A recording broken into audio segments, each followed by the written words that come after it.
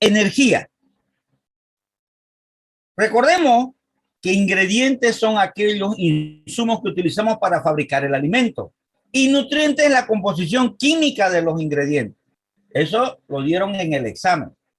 Ahora vamos a hablar de nutrientes. ¿De qué nutrientes? De la energía.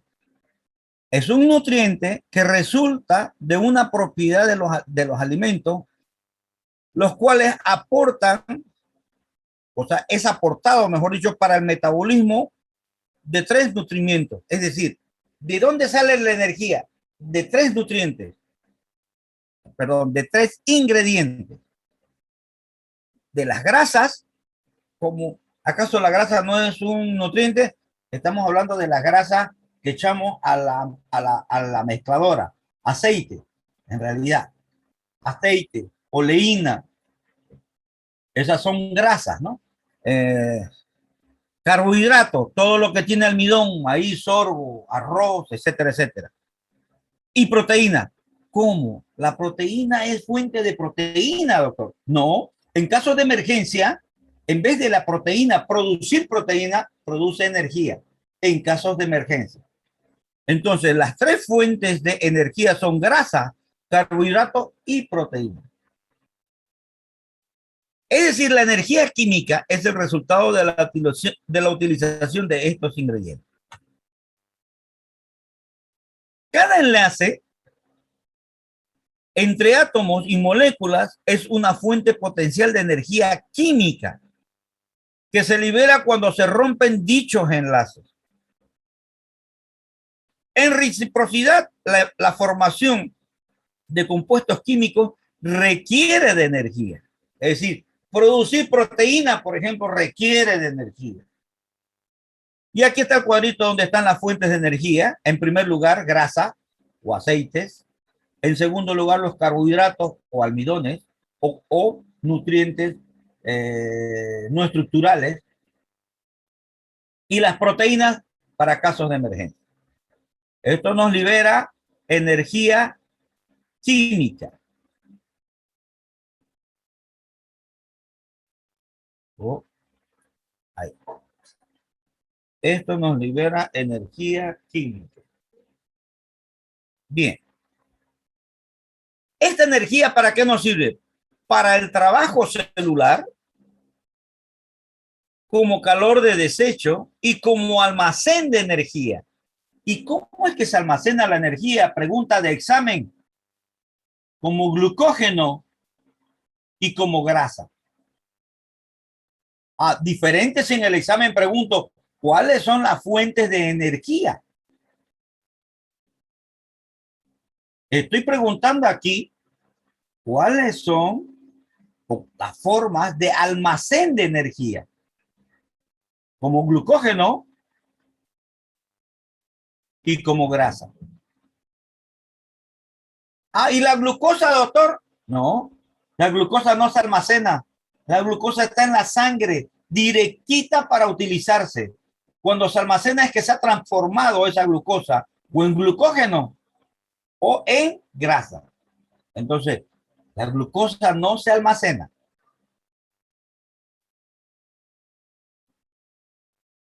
¿Cómo medimos la energía? La energía puede ser medida cuando ésta se transforma de una forma a otra. A ver, la unidad básica de energía es la caloría. ¿Y cómo es que se expresa? Cal. Una caloría es un cal. ¿Y qué es un cal? Un cal se dice que es la cantidad de calor requerida para aumentar la temperatura del agua de un ml, para ser más concreto, de un ml de agua a 1 grado centígrado, de 16.5 a 17.5 grados centígrados.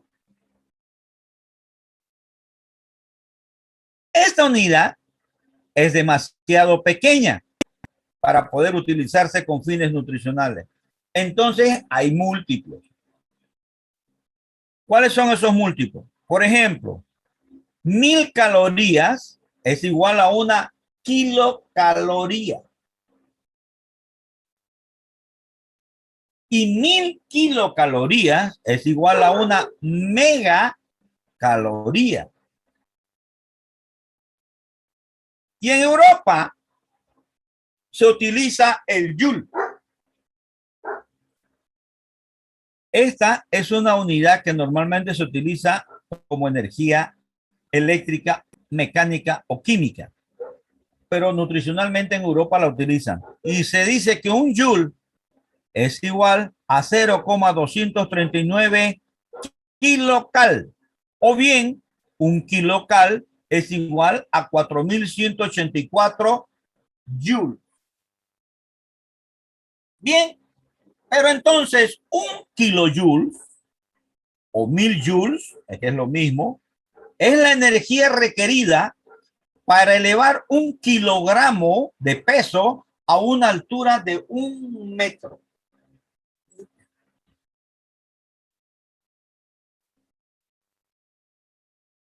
También tenemos la megacaloría, ¿no es cierto? Denominada como term, que equivale a 1000 kilocalorías.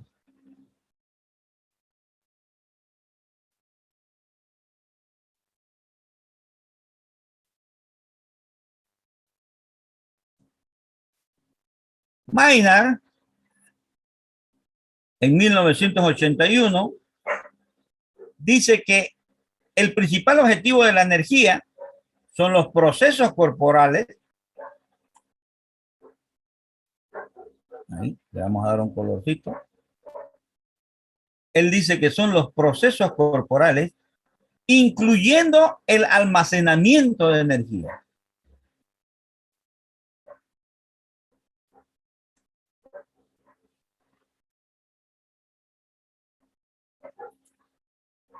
El análisis proximal utiliza como parámetro valorador energético el NDT. ¿Qué significa? Significa nutrientes totales digestibles. Eso es el NDT.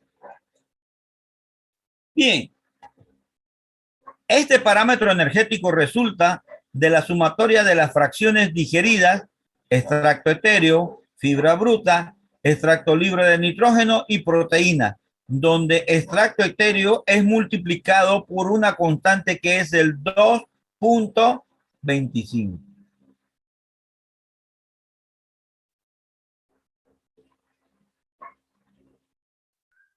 Doctor, ¿Sí? ¿qué dijo que era el 2.25? Es una constante. Así como cuando utilizas el valor de pi, ¿te acuerdas de matemática? Era una constante, ¿no ves? Sí. Bien, aquí también, esta es una constante en el cual la grasa siempre la multiplicas por 2.25 para obtener, ¿no es cierto?, este parámetro energético que es el NDT. ¿De acuerdo? Sí, doctor. Gracias.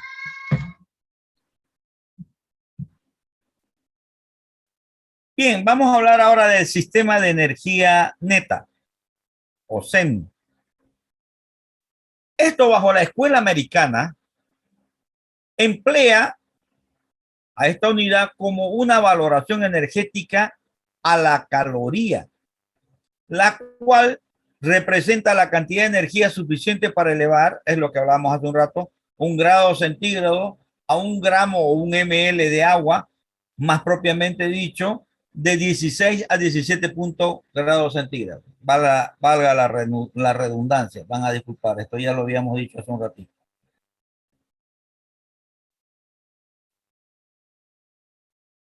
Energía bruta. La energía bruta que se incluye en los alimentos digeridos, o sea, es lo que está en los alimentos que nosotros consumimos. El alimento contiene un potencial energético total denominado energía bruta. Y entonces, si en el examen yo pregunto, ¿qué es la energía bruta? Ustedes me van a decir, es el potencial energético de un alimento.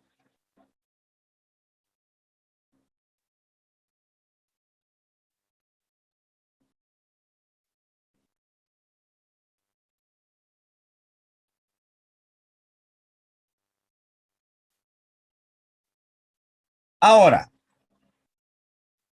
se considera el punto, se considera el punto de partida para llegar a determinar energía utilizada en los procesos corporales, promoviéndose así de esta forma un fraccionamiento de esta energía.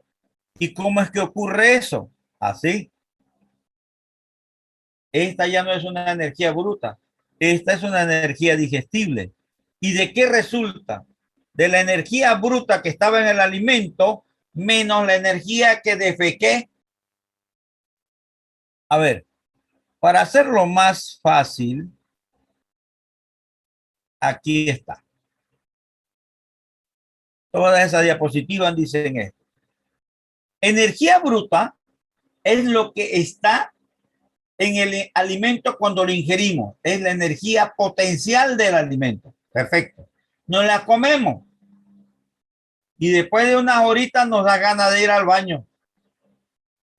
La energía bruta que me comí menos la que dejé en la taza del baño es igual a la energía digestible.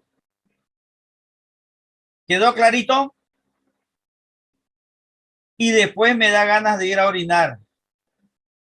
Entonces la energía bruta menos la heces que dejé en el baño menos la orina que liberé después, eso se llama energía metabolizable. Pero hay un desprendimiento de calor del cuerpo. La energía que me comí en el alimento, menos lo que se defecó, menos lo que se orinó, menos el calor metabólico, tenemos la energía neta. Y la energía neta se divide en dos: energía neta de mantenimiento o de sostén, que es la energía que se requiere para que el organismo esté vivo, funcionando, y la energía neta de producción, para movernos, correr, producir leche, carne, huevo, piel, etcétera, etcétera, etcétera. ¿Alguien tiene alguna duda con respecto a esto? Doctor, la energía neta puede volver a repetirlo, por favor. ¿Va a explicarlo? ¿La qué? ¿Cuál? La energía neta. ¿Energía neta? Sí. A ver, empecemos el comienzo. Judy, no apagues tu micrófono. Tú agarras una rica, deliciosa y jugosa manzana. Esa manzana tiene una energía que se llama energía bruta. Ahí, antes de que te la comas, el potencial energético que tiene esa manzana se llama energía bruta, ¿correcto? Te la comes. Y cuando te la comes, tu cuerpo lo digiere. Después de eso hay una liberación de heces. La energía que te comiste de la manzana menos las heces liberadas, eso es igual a energía digestible. Vamos bien, ¿verdad? Pero después da ganas otra vez de ir al baño y orinamos. La energía de la manzana que nos comimos menos las heces, menos la orina, eso se llama energía metabolizable. ¿Estamos bien? Pero resulta que tu cuerpo tiene una temperatura, un calor metabólico. La energía bruta del alimento, o sea, de la manzana, menos las heces, menos las orinas, menos el calor metabólico de tu organismo, esto se llama energía neta. Esa energía neta se divide en dos. Una parte de la energía es para que tu organismo funcione, para que tu corazón lata, para que tu cerebro funcione, para que tus pulmones oxigenen tu cuerpo. Eso se llama energía neta de mantenimiento o metabolizable basal. No, perdón, no metabolizable, neta basal. Y luego tenemos la otra parte de la energía que es para la producción, para andar, correr, producir carne, leche, huevo, piel, lana, todo lo que los animales nos proveen al ser humano. Ahora sí te quedó clarito. Sí, doctor, gracias. Los nutrientes totales digestibles o NDT, ¿ya? Es igual, esta es la fórmula de cómo se calcula. Es igual a la proteína bruta digestible en kilogramos más la grasa bruta digestible también en kilogramos. Y aquí la grasa se multiplica por 2.25, la constante, ¿se acuerdan? Y luego se suma más la fibra cruda digestible más el extracto libre de nitrógeno en kilogramos. Eso es igual a NDT, que es un valor energético.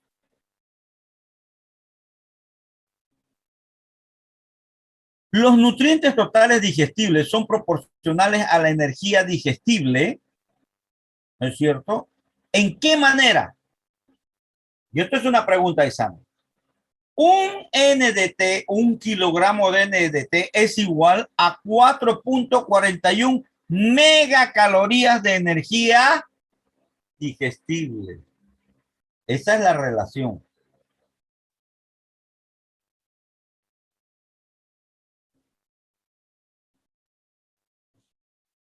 Doctor, Bien. ¿no puede volver a explicar?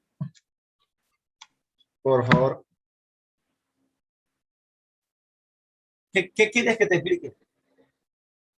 Lo que decía 1 kilogramo de NDT.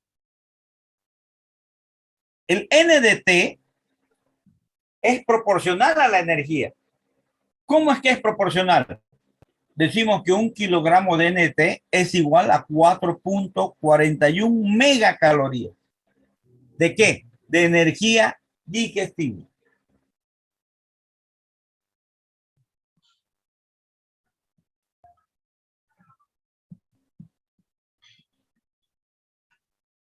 ¿Vamos bien? Sí, sí, doctor. Bueno, vamos a hablar ahora de los carbohidratos. Los carbohidratos son la segunda fuente más potente de energía para el organismo. Todo nutriente orgánico genera energía a su combustión, pero los carbohidratos son los reyes. Tal es así que las aves, los pollos parrilleros, cuando hace mucha calor y comen alimento en presencia de calor, más el calor metabólico que genera su metabolismo, se mueren. Por eso es que hoy en día lo que hablamos de galpones de ambiente controlado es importante para producir mejor los pollos sin mortalidad. Ojo, ojo, no se mueren, más kilos para vender, no perdemos alimentos, porque pollo que se murió, carne que se perdió, alimento que se comió y que se perdió. ¿Quiénes generan menor calor metabólico? Los lípidos. Ah, entonces usamos energía de lípidos, ¿sí? La energía de lípidos es mejor para el estrés calórico. No hay tanta mortalidad como cuando se utiliza puro hidratos de carbono. Pero no quiere decir que no lo va a haber. Igual va a haber, pero menos cantidad. El ambiente controlado hoy en día en aves, en pollos parrilleros, es inevitable. Los nutrientes por excelencia energéticos, los número uno, son los lípidos. Por cuantía, porque los lípidos no pasan de 20, 30, 35 litros por tonelada, pero por cuantía, los hidratos de carbono, hablemos del maíz, son 650 kilos, 660 kilos, pasarían a ser por cuantía los hidratos de carbono. Se denomina carbohidrato aquellas sustancias compuestas por el carbono, hidrógeno y oxígeno, donde estos últimos en la combinación química a menudo se encuentran en la misma proporción que en el agua. Bien, los carbohidratos están incluidos, ¿tienen? Azúcares, almidones. Estos dos primeros son carbohidratos no estructurales. Celulosa, este es un carbohidrato estructural. Goma no es un hidrato de carbono. Sustancias afines. Bueno, sin embargo, de estos, solo la glucosa que es acuérdense, esto es pregunta de examen, que la glucosa es un monosacárido vegetal. Y entonces yo les puedo decir, nómbrenme cuál es la fuente energética de origen vegetal en el organismo, de origen vegetal, y cuál es la de origen animal.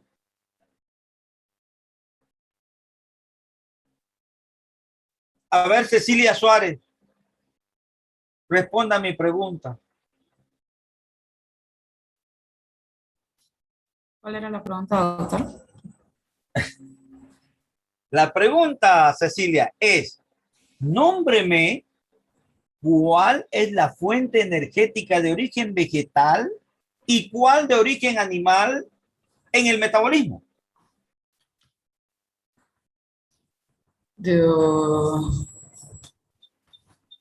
Mire que acabo de decirle a la una. La glucosa es la fuente de energía en el organismo de origen vegetal. ¿Y cuál es la de origen animal? El glucógeno. ¿Y por qué es de origen animal? Porque se produce en el hígado. Entonces, de origen animal. Y esa es una pregunta de examen.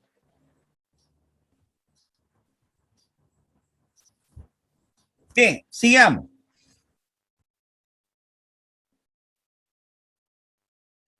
Aquí, por ejemplo, miren, glucógeno, almidón animal. ¿Por qué es almidón? ¿Por qué es almidón? Porque tiene muchas unidades de glucosa. El almidón es un... ¿Qué es el almidón? ¿Es un monosacárido? A ver, jóvenes. No, no, Polisacárido. Monosacárido. un polisacárido. Monosacárido vegetal. No, El almidón Es un polisacárido, doctor. es un polisacárido, pero no es vegetal. A ver, el almidón sí es vegetal. El glucógeno que estamos hablando aquí es animal. ¿Por qué es animal, Gabriela? Está apagado tu micrófono, Gabriela. Se fabrica en el hígado. Porque se produce en el hígado. Así es. No se olviden que eso yo lo pregunto en el examen y sobre todo los que se van al repeche, esa es mi pregunta favorita. Desde el punto de vista químico, los carbohidratos son polihidroxialdehídos y cetonas o sustancias que pueden ser hidrolizadas. ¿Qué es la hidrólisis?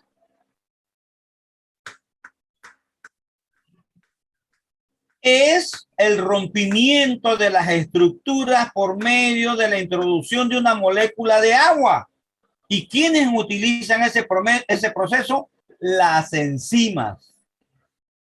¿Estamos?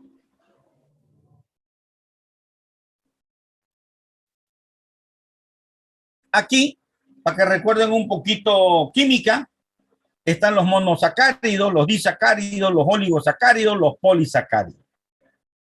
Aquí están los representantes, cuáles son las fuentes principales y en dónde se utilizan.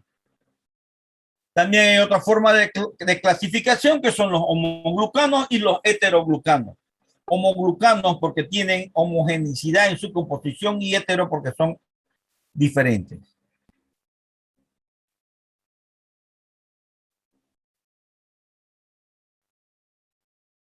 ¿Me esperan un minutito, por favor?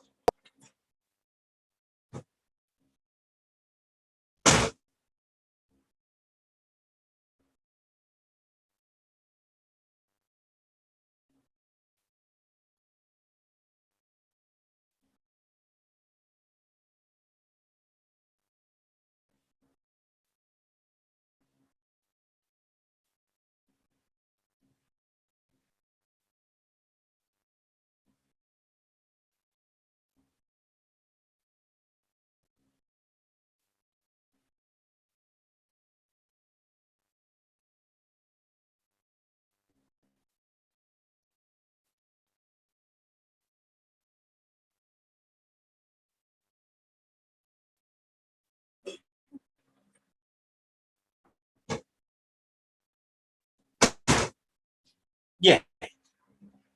Entonces, miren ustedes, el almidón se define, estas son preguntas de exámenes, se define como un homopolisacárido constituido por polímeros de glucosa. Ahora entienden por qué es un homo.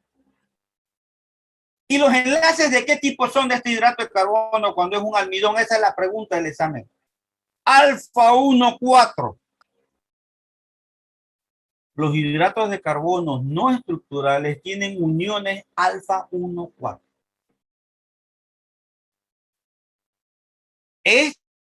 El almidón, es un hidrato de carbono no estructural. Ahora vamos a la celulosa. La celulosa es un hidrato de carbono estructural. Es decir, está en la fibra. Y miren, ¿de qué resulta este hidrato de carbono? De la D-glucosa, que son unidas por enlace beta. También 1,4, pero beta. ¿Lo ven? Beta.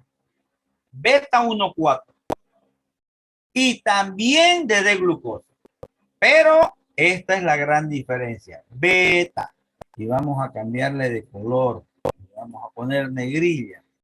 De aquí también le vamos a cambiar de color. Y le vamos a poner negrilla. Ahí está. La hemicelulosa es otro carbohidrato estructural. Está en la fibra. Esta es una mezcla de polímeros. Ah, mire, este ya no es un homopolisacárido. Que incluyen glucosa, silosa, manosa, arabinosa y galactosa.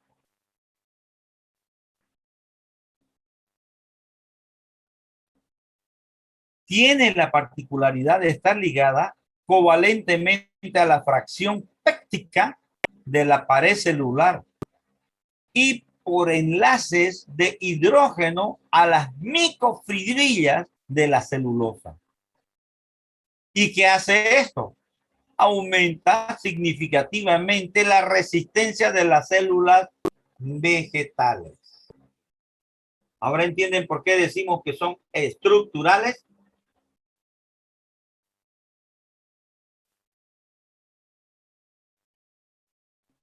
Bien. Continuamos.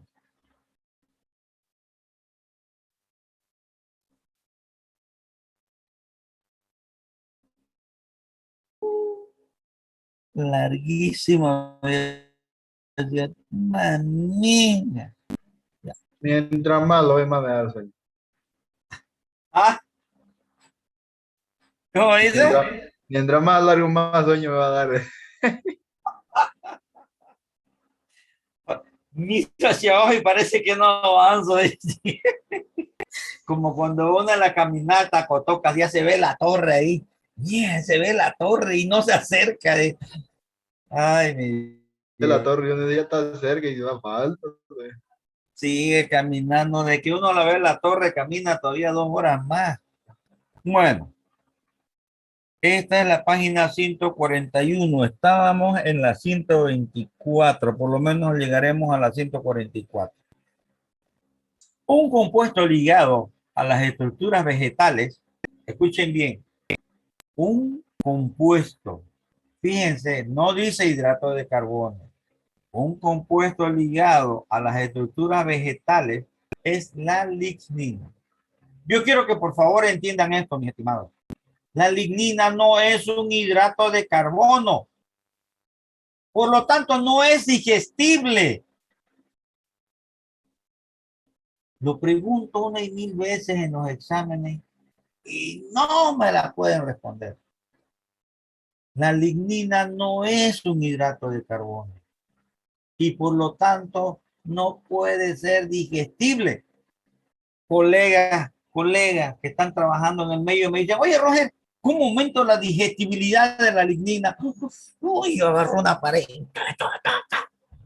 No puedo aumentar la digestibilidad de la lignina porque la lignina no es digestible, no es un hidrato de carbono, está ligado a los hidratos de carbono. ¿Y saben qué es lo peor? que cuando está ligado no deja que se digiera el hidrato de carbono. ¿Han escuchado la historia del perro del hortelano, no ves? Es el perro que está con el plato lleno, ya está lleno de haber comido el perro. No lo va a comer, pero si viene otro perro a querer comer, él no deja comer. Ese es el perro del hortelano. Eso pasa con la lictina. No, ella no se digiere y no deja que se digiera la celulosa y la hemicelulosa. Exactamente. Doctor, Esta sustancia, sí, la lignina dijo que no es digestible y no es un hidrato de carbono, dijo, ¿no? al revés, no es un hidrato de carbono, por eso es que no es digestible. Ah, ya. Esta sustancia no es un hidrato de carbono. ¿Qué es? Es un polímero amorfo de derivados del fenilpropano de elevado peso molecular. Y eso no se puede digerir. Se encuentra principalmente ¿dónde? En las partes leñosas de las plantas. O sea, en otras palabras, cuando hablamos de parte leñosa de la planta, ya es una planta vieja. Ah, sinónimo de madurez, lignina. No es que los ancianos estemos lignificados. Estamos hablando de los vegetales, ¿verdad? Entonces, por ejemplo, la mazorca de un maíz es una sustancia que no es digestible. Si alguien se lo da de comer a sus vacas, grave error. Las cáscaras normalmente están lignificadas. Por ejemplo, la cáscara del sorgo. Las proporciones fibrosas de las raíces, los tallos y las hojas cuando la planta ha sobremadurado. ¿Y cuando una planta pues es sobremadurada? Una planta está en su punto caramelo, como decimos metabólicamente, hasta antes de la floración. Cuando la planta florece es el último momento en que todavía es digestible para el bovino, para el rumiante. Después de la floración viene la semilla. Ya empieza el proceso de lignificación. Y mientras más vieja la dejan hacer la planta, menos digestible es.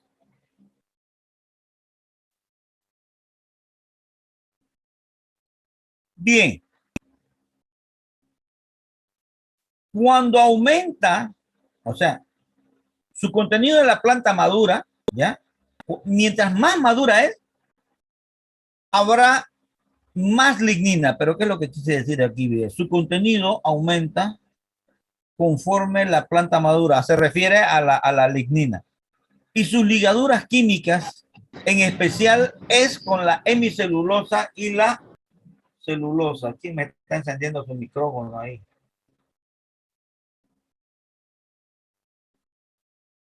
Entonces, ¿dónde está ligada la lignina? A las microfibrillas de la hemicelulosa y la celulosa.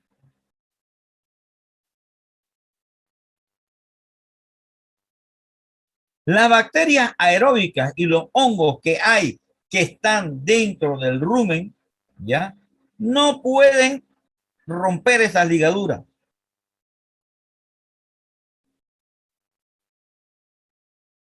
Aquí dice pueden, falta el no.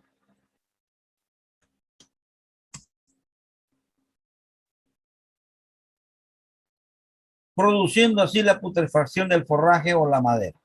Perfecto. Cuando hacemos un análisis de los alimentos para determinar los carbohidratos de interés en la nutrición, fue propuesto por Heineberg en Alemania para su fraccionamiento dos elementos.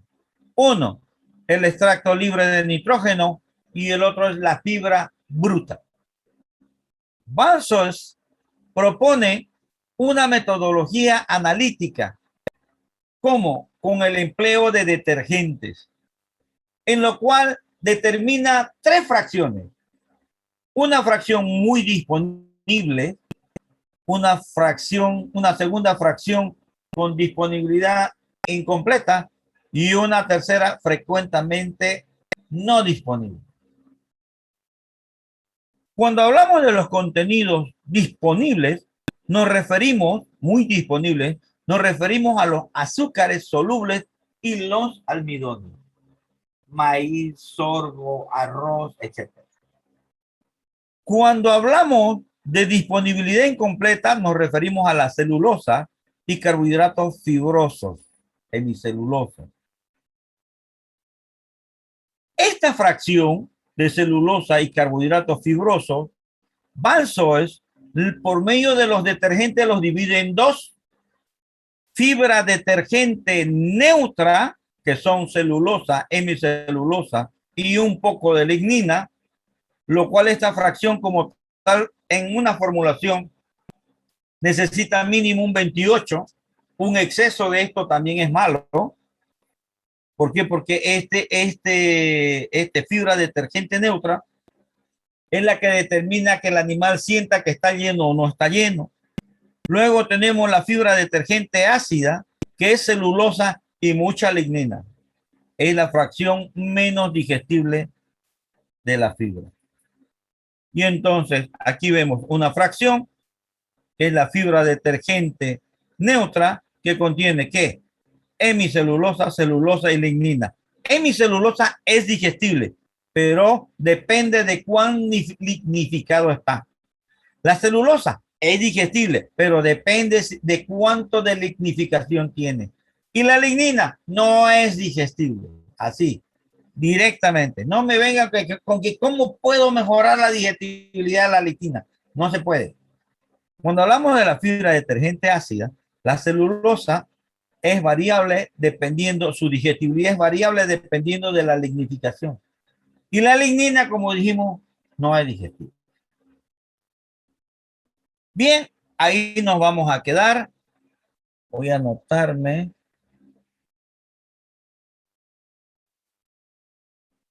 Bien, jóvenes, eso es todo por ahora. Les agradezco por su paciencia. Y recuerden, aquí no hay ni un pelo.